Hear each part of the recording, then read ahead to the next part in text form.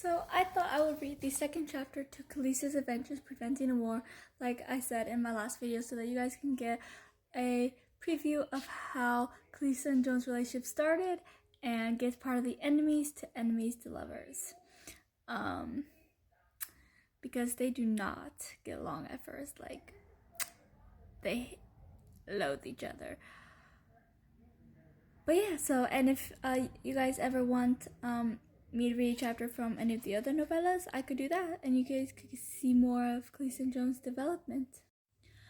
Okay, so this is chapter 2. It's called Joan of Arc. Callista realized she was at a peasant's home. She was in a fenced-in backyard. There wasn't much. Callista couldn't help but wonder what great things this Joan woman is supposed to do. The back door opened, causing Callista to jump. Joan walked out and noticed the strange woman. She was short, thickly made, and muscular. Her hair was black and went down to her chest. Her eyes were strangely far apart and somewhat prominent. She looked skeptical as she took out a knife from her back pocket, but Callista was unfazed.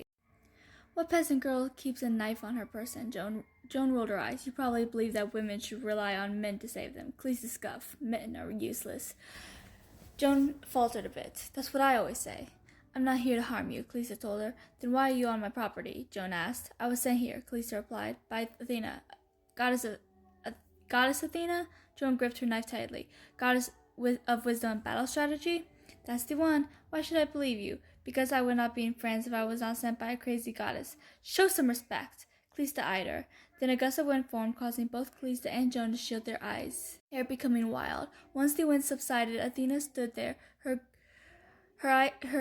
gray eyes rested upon Joan, who had dropped her knife and had white eyes. She fell to her knees, hands out as if she was praying. Goddess Athena, Joan greeted. I am blessed to be in your presence.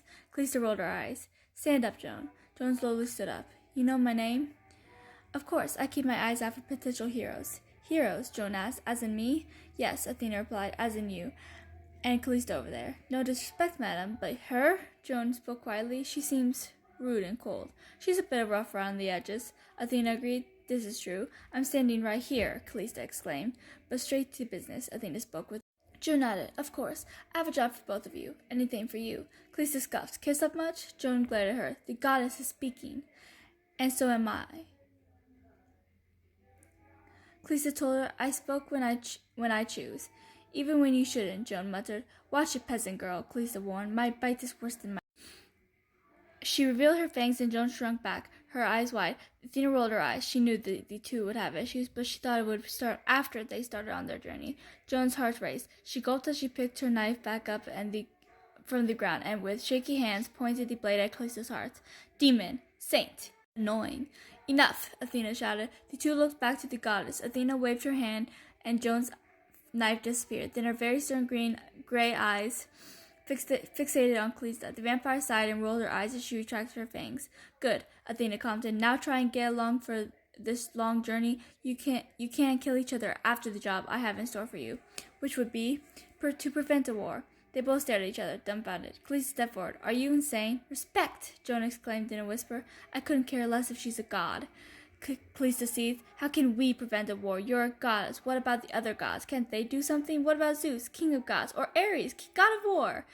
Athena sighed. I know it seems an odd request, Athena replied. Athena agreed. Of course not, goddess Athena, Joan reassured, bowing. Anything you want. Callista growled. She's not going to survive this trip. I will send you both to Athens. Callista's face went paler than usual. No. You'll just be there for a few days, Athena told her, to retrieve something. I cannot go back to Athens, and we cannot risk a war. You're not hearing me, Athena. Callista's voice was icy. I cannot go back to Athens. You'll be safe, Athena assured. Your mark is still protected by Marissa's spell, and I will take care of. Athena's eyes darted to Joan and back to Callista. Any unwanted visitors? Joan watched Callista curiously. Callista's eyes watered. No, I wasn't asking. Callista. It'll build character. Go to hell. Athena didn't respond. She just flicked her wrist as Callista and Joan were whisked away by a gust of wind. They appeared in Athens. Callista recognized her home right away. She lost her balance and Joan caught her, but she quickly shoved the Frenchwoman off. Holy hell. Could you stop saying that word? Joan asked. Not anytime soon, Callista replied. You told a goddess to go to hell, and I do it again. What is your damage? A lot. Callista noticed a sheet of paper and picked it up. It was a note from Athena. Callista motioned for Joan as she walked over to it to look at it. Play nice and Dearest goddess of wisdom and battle strategy, Athena. Callista let go of the notebook. Joan quickly picked it up before it could blow away. She neatly folded it and put it in her pocket. Callista rolled her eyes and shook her head. We should get going. We should get moving. Callista looked over her shoulder. Don't try to keep up. Do try to keep up. I keep messing up today. Callista began walking down the road. Joan glared at her as she followed, annoyed with who she's forced to spend this adventure with. So, yeah, that was chapter 2, and as you can tell, they do not like each other, but it gets a lot worse than that. There was a time where Callista was like choking Joan, so yeah, things get a lot worse before they start to move on to care for one another.